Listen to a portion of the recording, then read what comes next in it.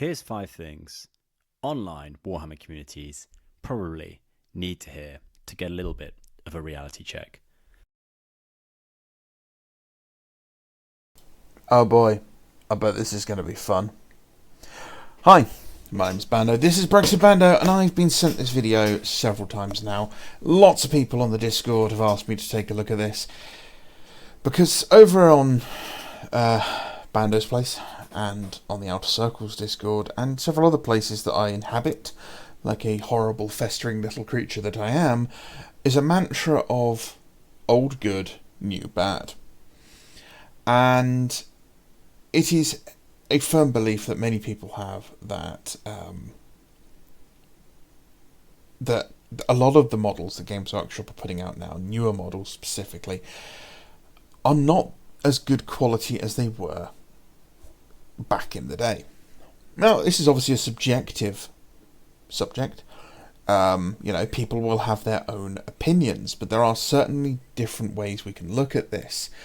And one of them, obviously, is the physical models themselves. And I will say off the bat that the level of detail, the quality of the plastic kits, mostly is better quality nowadays than it was. Simply due to the advancement in plastic injection molding technology. However, there is also something else that several people have mentioned, which is that the models now, especially Primaris Marines, feel soulless. They don't feel like they used to. It's not a nostalgia thing, it's that they've lost some personality, they've lost some feel about them that makes them special. They are now just a product. And when they mentioned this to me, I kind of sat back in my chair and went, you know what, that's spot on. That really is kind of, that's it. So this guy, Podger, obviously don't go harass Podger or anything like that, has come out here. So here first, most new kits are much better than the old ones. And I simply can't agree with that for several reasons. Now, the big reason that Podger goes over through here is scale is better. Scale is much better than everything else. And I just can't agree. Because the problem here is that if we just clip through this a bit, I'm going to turn that off. The Dreadnought. The Castaferum Dreadnought on the right, where he has actually picked an easy to build kit there from sort of 2005-ish, versus a Redemptor Dreadnought nowadays. They are not comparable. They're not the same unit. They're not the same sort of battlefield role, effectively. The Redemptor Dreadnought is colossal, and only possible nowadays because of modern technology. But let's think for a second, or let's take for a second and compare them like for like as an actual object, as a miniature, or not as a miniature, but as the unit they are, as what they represent in game. The Redemptor Dreadnought is worse in every way than the Castaferum Dreadnought that came before it, because it has a fixed loadout. You can take an assault cannon or a plasma cannon on it. Yeah, you can swap out a secondary weapon, and it has some nipple guns on it. But no longer can I configure it to my needs. When it was released, it didn't have the ability to have 2 close combat weapons. I couldn't give it plasma cannon, or I can only give it a plasma cannon or an assault cannon. I couldn't give it an auto cannon. I couldn't give it missile launchers. I couldn't give it a las cannon. I couldn't turn it into a mortis variant where it had 2 of the ranged weapons. The mortis Dreadnought was quite an iconic piece with things like the twin las cannons for the Dark Angels. So we didn't get that. Yeah, it had some really weird movie bits, like you can lift up the bib on the front and show off the sarcophagus. Why? We didn't need it. It was huge. Its legs, weren't particularly any more poseable. It didn't offer anything particularly greater than what had come before it, and frankly is outclassed by the Contemptor Dreadnought kit at the time, which was considerably more poseable, considerably more customizable, considerably more detailed. But this Dreadnought kit was massive, and then you had an easy to build variant as well. Now, I'll give them that the easy to build variant was good, because it was considerably cheaper. But it wasn't an increase in value to the customer. It wasn't an expansion that allowed for a more tactical and flexible battlefield role. It didn't allow the users to have something more interesting to work with. It was just bigger. It was bigger, it was newer, and that was it. And that, effectively, is the entirety of the Primaris range. The Cadians. The Cadian Shock Troops are a kit that came out, I believe, at the end of 3rd edition, possibly beginning of 4th edition. I was like 13-ish at the time. I had a lot of other things on my mind. So yeah, I did have an army of Cadians at the time. I've probably told the story before. I'd never read any of the Gaunt's Ghosts books in my life, and I came up with these black-clad Cadians who lived on a forest world who are really good at stealth. And then my English teacher who ran a Warhammer club was like, "You'd probably really like these books." And I was like, "Oh, okay." And some kid in my Warhammer club stole some. I remember that. But here, look, all we've done is he's got taller. The proportions are a bit better. That's fine. But now he's bigger, and the Cascarin are even bigger than he is. That's not good. They should have got smaller. This is the problem with Games Workshop scale creep, is they've gone the wrong way. You don't need to keep making Space Marines bigger. You needed to make regular baseline humans smaller, because the Elysian kit, which came out about the same time as these Cadians, or a little bit afterwards, was considerably better because it was in scale, it was true scale, and the details and proportions were correct. And they were like this tall compared to a regular Cadian. But they looked more like this, with thinner legs, thinner arms, better proportions. Now, this kit, again, I don't think is an improvement. There's a limited number of poses, and, you know, he does mention the fact that you just have these older models with like legs, torso, arms, and head, but actually that meant you had a huge number of permutations. The average Space Marine kit had like, what, 180 degrees of movement at the waist for, or, you know, so you could make any pose you wanted, facing any way. The arms were interchangeable, the legs were interchangeable, the heads were interchangeable. The same's true for the Cadians here. The same's not true anymore. The models basically have to go together in a set way. If you're lucky, they might have some parts that fit in onto a different body, but it's not many of them.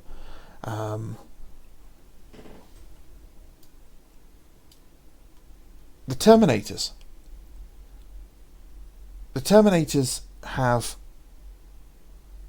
I mean, the only thing this new Terminator kit has going for it is its size.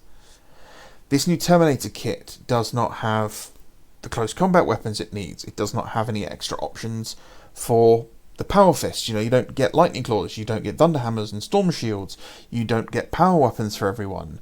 I don't even think you get bare heads for all of them. You get one set of shoulder pads for everybody. You know, it's a limited set of poses. That's it.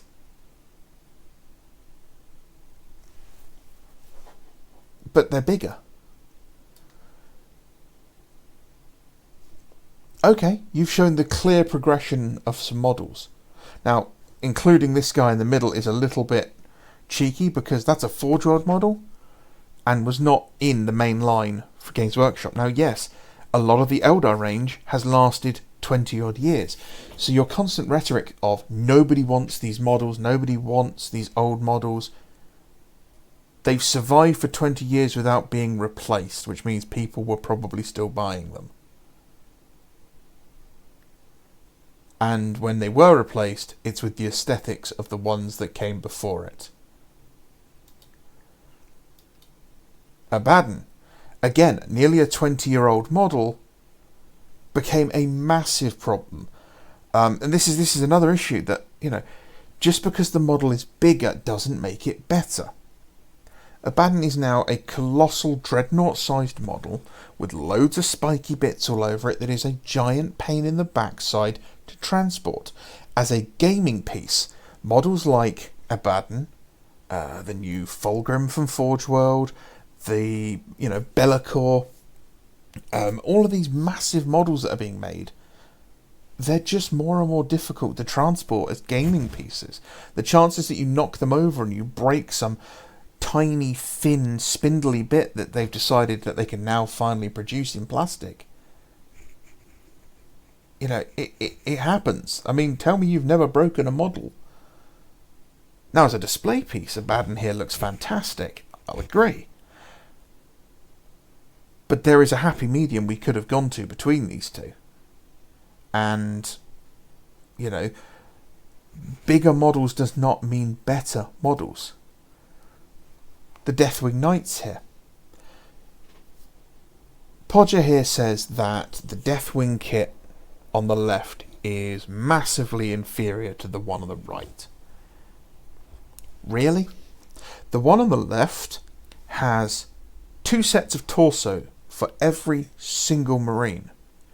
It has Cyclone missile launchers, it has swords, it has maces, it has shields, it has stormbolters. I think it even has power fists in the kit. It has robed heads and it has helmeted heads for everyone. It has multiple shoulder pads. It has loads of bits in it. The new one does not have the flexibility and the amount of parts. It doesn't make the same unit. But it's bigger. And if that's all you care about, you're probably going to be disappointed in life, because trust me, everything just gets smaller.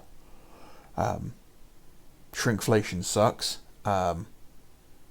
You are going to get, eventually, if this continues, Terminators will move to being a 3-man unit by next edition.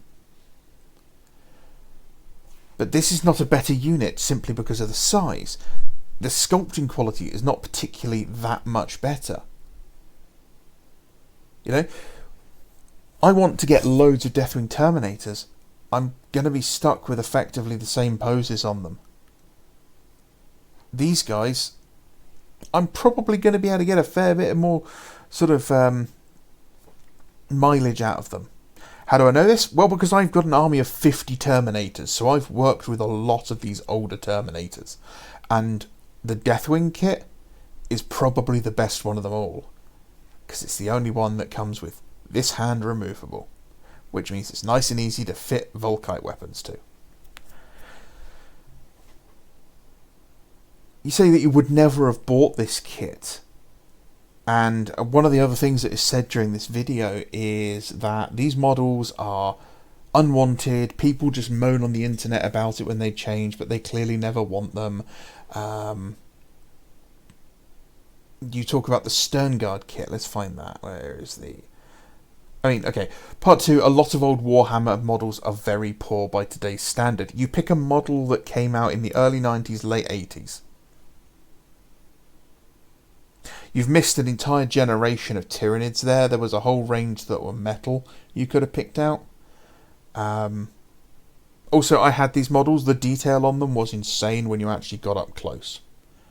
But again, this is a model that's almost as old as I am, and came in bone-coloured plastic too. The Catachans. The Catachans are still being sold today. Then, and if you find people painting them, because for some reason they're the worst painted models on Games Workshop's website, but you can find models. Actually, I think last Golden Demon someone entered one of those, and they look fantastic. Yeah, the proportions are silly. That's because it's called heroic 28mm scale. The idea is the heads and the hands are bigger to make them easy to see at arm's distance. There's nothing wrong with this model apart from maybe some egregious joins here that should have been covered up with modelling putty. But there's nothing wrong with that. That would fit in with the aesthetic of the modern Skaven range, no problem. This is one of the big issues with people who've only ever collected Games Workshop models. You're spoilt. You've never had to look at other models.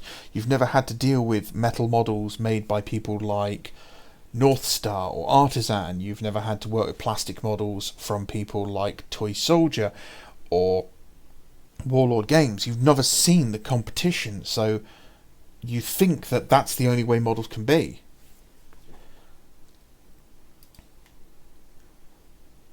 There's nothing wrong with these models. At the time, these models were fantastic and were hailed as such. And yeah, okay, this model kit's a bit weird. It's not one of my favourites. But compared to the Chaos Spawn that came before it, these things are phenomenal. The Vespid have just been redone. These are metal models. These are metal models that came out, I believe, with the first wave or first sort of era of Tau models.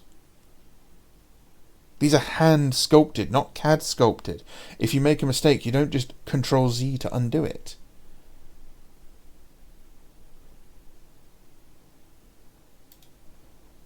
Okay. At this point, you go on about the sprues and how the sprues are better. And I'll agree. Games Workshop's ability to pack a sprue has got considerably better. In fact, all of this could probably be fit onto one sprue now, and that'd be fantastic. However,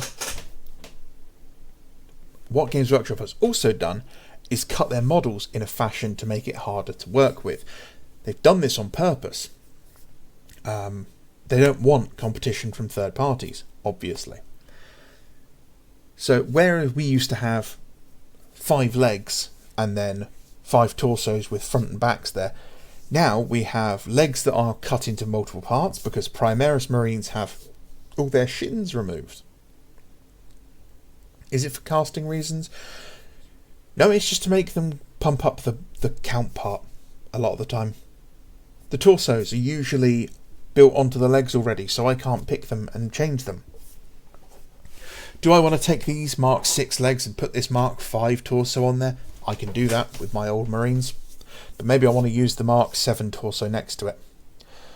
Maybe I want to go and pick up some legs from the Assault Squad that are running Mark 6 legs and put them on that Mark 5 torso. Oh, I can do that.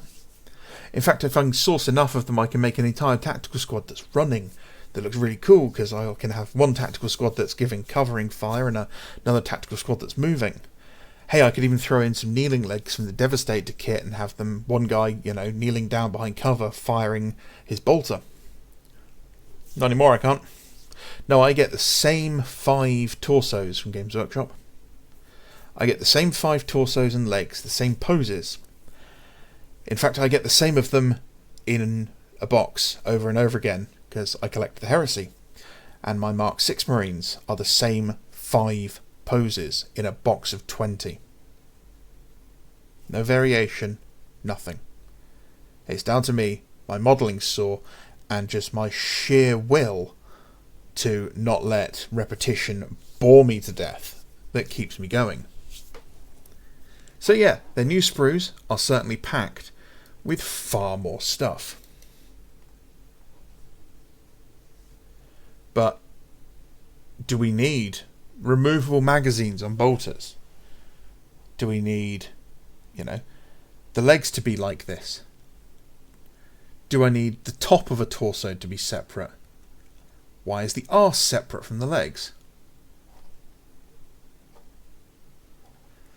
The shoulder pads. Yeah, we got loads of shoulder pads, but they're all the same design. There's very little detail here for anything. The arms. There's very little difference in the arms now. They're either just low slung or firing. Maybe you've got the odd pointing hand for some reason. A lot of the Primaris kits have pointing hands. Many people prefer Primaris Space Marines. Press X to doubt. I know this because Games Workshop keeps making Primaris Marines look more and more like old Marines. Every single release is slowly chipping away at everything Primaris and making them just Space Marines again. We're getting more and more designs that are just ambivalent. You can't quite tell if they're Primaris or if they're just Space Marines. The Mark 7 helmet keeps popping up in kits. The shoulder pads are going back. The differences where you had like different types of bolt rifle are slowly disappearing. I wouldn't be surprised if things like the Vanguard Veteran Squad, which comes out for the Primaris, has like Mark 6 parts in it again. Plus, the fact that you even allude to this in your video, that you constantly get comments saying that, no, these aren't, right, people don't like them. And you just have to go onto places like Reddit, the Bolter and Chainsword, Facebook, anywhere, and you will find many, many people telling you that Primaris Marines suck. Let's look at this kit for a second. The Sternguard. So you got your nice new Sternguard kit. You say this one was out for years and you never bought it. That's on you. You never bought it? Fine.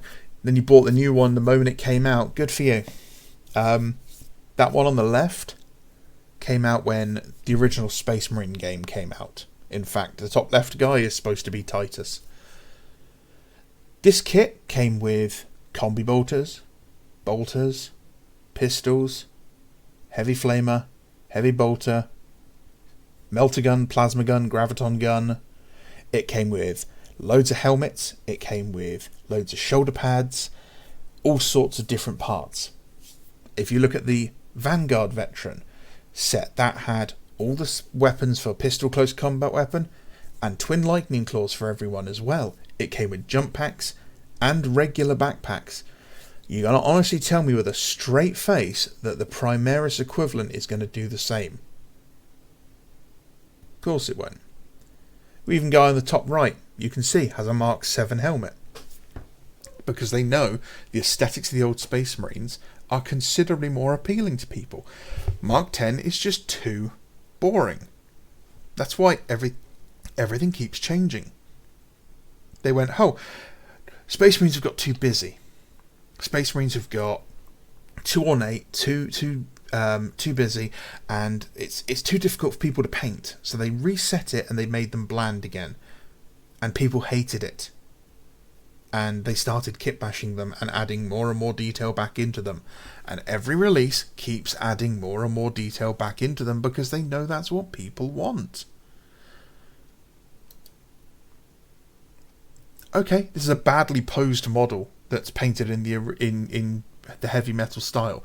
That's not a great example to use for anything. These models were hailed as some of the best models Games Workshop had made when they came out. So your criticism here that the poses are bad is laughable compared to the two Victrix Guard that come with Calgar, who are stood there just holding their beat sticks and shields. These have got a wealth more detail than the current Victrix Guard models. They came in a set with a giant banner with a huge amount of embossed details and a fantastic model of Calgar in Terminator armour, which is considerably better than the model we have today. And now we have this. Now, yes, I will agree that the model on the left has a phenomenal pose. It's a great model. Why was it a limited edition model and not a mainline release? I'll never know. But you can see, the sculpting here. It's not great, it's just CAD sculpting. There's nothing special about it. The cloth is big, thick and chunky, and the edges are too sharp for a lot of things. His hand is just melting into his gauntlet. He's had those horrible shaped gauntlets. And then Uriel Ventris, poor old Uriel Ventris, has been absolutely done dirty here. For a start, his feet look like they're on the wrong way round, and he has the worst haircut I've ever seen. He has a random chain just sticking out of his armour, holding his Terminator honours. Again, just a static pose, very boring. And even his elbow joint looks wrong. It's a CAD mess. That's all it is. There's no soul here. There's no... If you look back at all of the limited edition games, like Games Day models that came before these, you'll see some of the greatest sculpting Games Workshop's ever done. And it's not this chap. I mean, I can't comment on Space Marine chapter colours. That's personal choice, really. I hate people who compare Mark IV and say it's basically just... Primaris armour is basically Mark IV. It's not. There are lots of differences. If you can't tell the differences, please go and get yourself tested for ASD, because you might have behavioural issues. But there are definite clear differences here. 3D printed... Actually, before we get onto that, I want to cover this bit here. Here we go. Here's the sprue for the stern guard. You can see just how many parts are on here. It's £58.90. Okay? And it still hasn't finished. Here's one in the box for £104. I'm not even going to go look up Azurable Vect. Azurable Vect hasn't even got rules. He's just one Dark Eldar guy on the back of a Ravager, and the last time I saw him sell on eBay, it was for £750. The recent re-released Metal Giant that Games Workshop did, the one with the ginger hair, would regularly sell for over £200 on eBay. And when that was re-released, I know dozens of people who snapped it up. Your idea that the old models are unwanted, that people only want these new models, and that things like the 3D printed proxies are really bad, and you go out and purposefully pick some of, some pretty bad models, is laughable. A lot of these are 3D printed proxies because they are avoiding copyright infringement. They're making something that stays right, close to the idea, but not quite infringes, which, ironically, is what Games Workshop appears to be doing to a lot of people. A lot of people comment and say, this doesn't look like Games Workshop anymore. It looks like a third-party sculpt. And then you talk about Grey-Tide Studios. So their new Blood Angels, I believe, release that came out recently on Patreon. And you're saying, oh, this just isn't a Space Marine. This doesn't look like Space Marine. Of course it does. Are you blind? Anyone will look at this and go, yeah, that's a Space Marine. Okay, he has slightly more ornate shoulder pads and a different head and a more ornate chainsword. Nothing about that is not a Space Marine. In fact, that is just using a Primaris torso from the Assault Intercessors kit by the look of it. I think the issue here is that you're a die-hard GW fanboy, and that's new GW. And I think that you feel threatened that other people...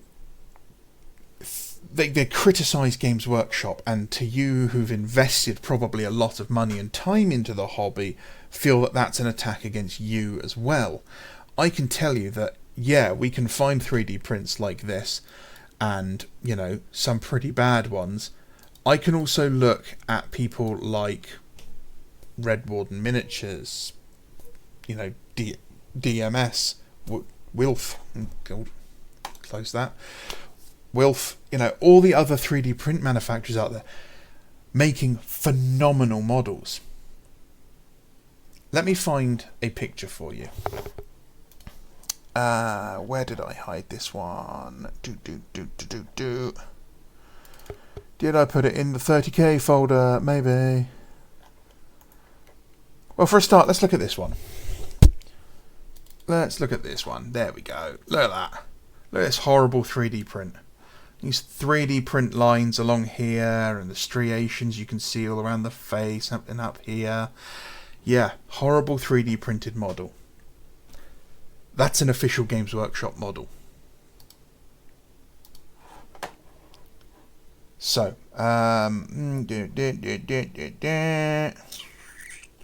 Where have I hidden you? Don't tell me I deleted it. That would be very silly of me. There we are.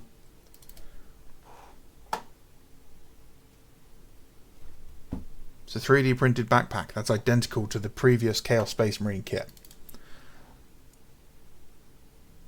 Identical to the previous Chaos Space Marine kit.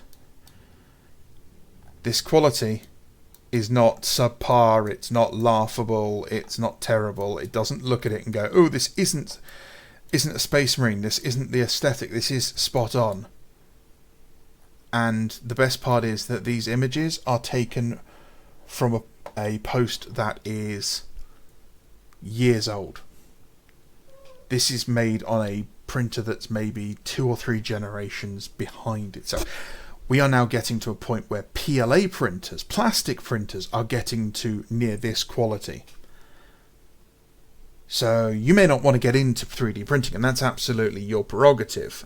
You don't have to. But to degrade and deride people who do use it, the fact is that a lot of these models are free.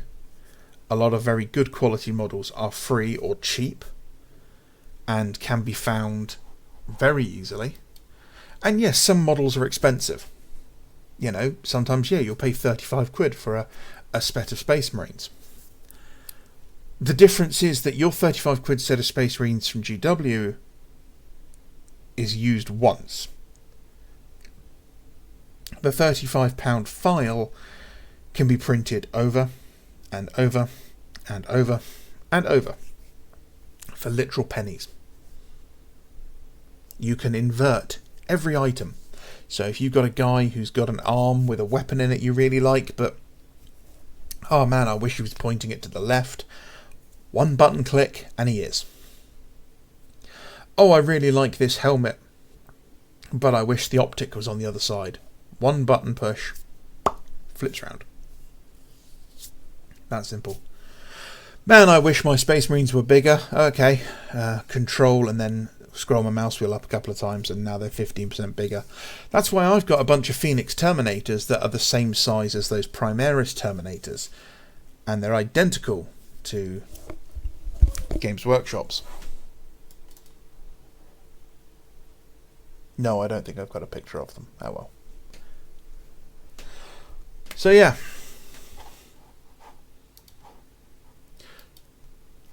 It's okay to like a lot of things. It's not one versus the other. Well, that's kind of right and kind of wrong. Yeah, it's okay to like a lot of things. Spot on. Personal choice is personal choice. You don't have to conform to anything. And if you are a collector and you have a certain style you like, if you really love second edition models, go ahead, buy second edition models. They'll be expensive because people still want them. That's the thing. Retro hammer, old hammer, middle hammer, they're not cheap. People will pay a fortune for them. You should see how much people pay for unopened pots of Goblin Green. If you want to play 3rd edition, you can. The rules are all still out there. People still sell them on eBay, but people are buying them up. And they're becoming more and more popular. It's not one versus the other. It kind of is, though. Because if a company comes out with a product and goes, here's my new product, and you go, it's a bit shit, I don't like it. And everyone turns around and goes, nuh-uh, it's the best thing ever. And you decide the next time it's going to happen, you'll just stay quiet. The company's going to go, well, everyone likes this, we're going to keep pumping it out. And eventually you're just going to leave the hobby because you don't want that stuff anymore. You'll go and find an alternative. You'll 3D print an alternative. You'll find a supplier who does meet the aesthetics and style you want. However, if you stand up to said company and go, yeah, this ain't it, champ, and you tell them you don't like it, why you don't like it, and you politely remind them that, hey, it's my money and you're not entitled to it, eventually they learn. Which might be why Games Workshop is constantly changing Primaris Marines to look more like old Marines. So yeah, they keep re-releasing these models. That sculpt is fantastic and has way more character than that sculpt. This is not identifiable as a Warhammer model. This model, the large jaws on an orc, are from Games Workshop. It's their aesthetic. You talk about them re-releasing old models as a business choice, which clearly is proof that your argument is wrong, because they've re-released an entire game system that they'd axed because people want it back. Those models sold for a fortune. You used to be able to buy the Bretonnian Battalion box set for about £50. And that was like a unit of knights, one guy on a Pegasus, and I think some archers. It actually worked out. I worked out the price when I worked at Games Workshop, and it was the only Battalion box that was more expensive than buying the parts separately. And it was selling on eBay for £250 to £300 regularly. Same with the High Elf one. Same with the Tomb Kings ones. Always selling for way more. You had bigger sets, they went for a lot more. An awful lot more. Like, I've seen people pay for these models what you would pay for a car. Because people wanted them. And they're selling now. A lot of stores will tell you that the old world is selling. Now, some stores it's not, and that's fine. Local ecosystems are different. Some stores sell really well. Other stores still have 90 odd copies of the last Age of Sigmar starter on their shelves. You know, swings and roundabouts. The aesthetic here is from the 1980s. If you don't like these models, that's fine. You don't have to get them. But these models are part of the history of Games Workshop. Part of the history of Warhammer. We have a long history in this hobby. And this style, the Red Era, as it was known, was a very important one. Because the Red Era really cemented a lot of aesthetics that we would go on to know and love. It introduced things like the Mark VII Space Marine. It introduced people like Gazkul. It introduced the idea of, you know, people like Yarrick. And, you know, yes, we had the Goblin Green bases, which were a bit of a joke. But that's what we were playing on. We played on green mats because at the time, wargaming was mostly historical. And most of history has taken place on, like, green fields because most people were playing things like medieval and Napoleonics. Now, yes, a lot of history does take place in, you know, more deserty places, but generally the majority, the most popular things, was things like Napoleonics. It's Games Workshop that moved the industry away from grass and greens. It's Games Workshop's move to, like, 3rd edition brown-rimmed bases that really changed how people based a lot of things. How a lot of science fiction games went, hang on, we can build alien worlds, we can have any colour ground we want. And again, you're picking a model here that... This was the first model I ever painted, was one of these. And that was in, like, 1996 or something. Actually, no, it was 1993, sorry. Versus, and then again, another limited edition model.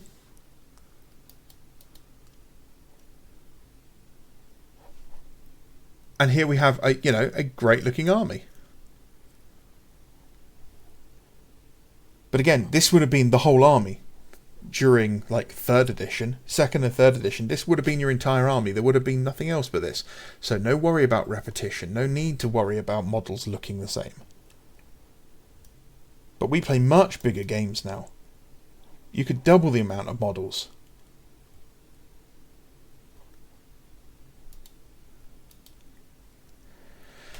You talk here that no one wants to buy the Sanguinary Guard. And, you know, that they just weren't buying them.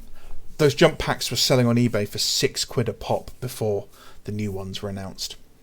£6 for just the jump pack. If you scaled those models up by 15 to 20%, and that's it, you did nothing else to them. You just increased the scale to match Primaris Marines, and you sold that squad and the new Sanguinary Guard kit for the same price next to each other. Well, factoring because there's 5 of them, we'll do a bit of an increase there. So, even if that was a more expensive kit, I guarantee that kit would outsell the new one. 100%. More people buy that for the bits than anything else. And it's got weapons galore, it's got multiple heads, the backpacks are really popular, the wings. In fact, the wings are one of the most important parts. And again, going back to 3D printing, it took about 15 minutes from the announcement of the new Sanguinary Guard to me seeing the first set of Primaris wings going up on the 3D printing sites. It was not a long time. Hell, I even saw 3D printed nipples for them. The Terminators, if you've got a problem with them, those are monopose Terminators from a starter set. They were always supposed to be lower quality. But again, that's a Terminator squad from like 2008. From the, was it Dark Vengeance starter set? Being compared to modern day models. So that army looks fantastic. That army looks brilliant. It has character. Every model is painted well. Everything looks interesting. It's clear to see what their roles are. And, everything looks great. Couple of bits that are a bit outstanding there. But all in all, that's a brilliant looking army. It would not look the same if it was all Primaris Marines. It wouldn't have the same aesthetic. The fact is that this model, again, was a fan favourite. A kit that you could make one of 3 different types of Dreadnought with. Gone.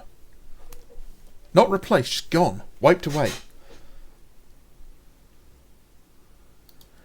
And here you like to talk about how Games Workshop's the best position they've ever been in.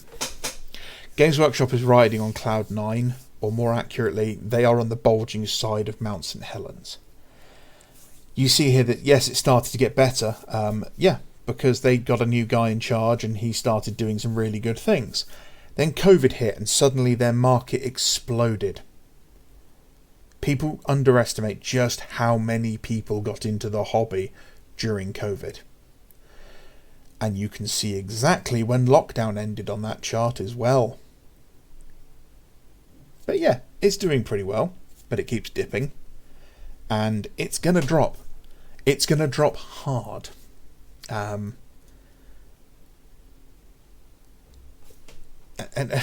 the other bit you're kind of forgetting here is this bit. This bit down here, which is where all those people who don't like Primaris Marines, that's where they've been collecting from.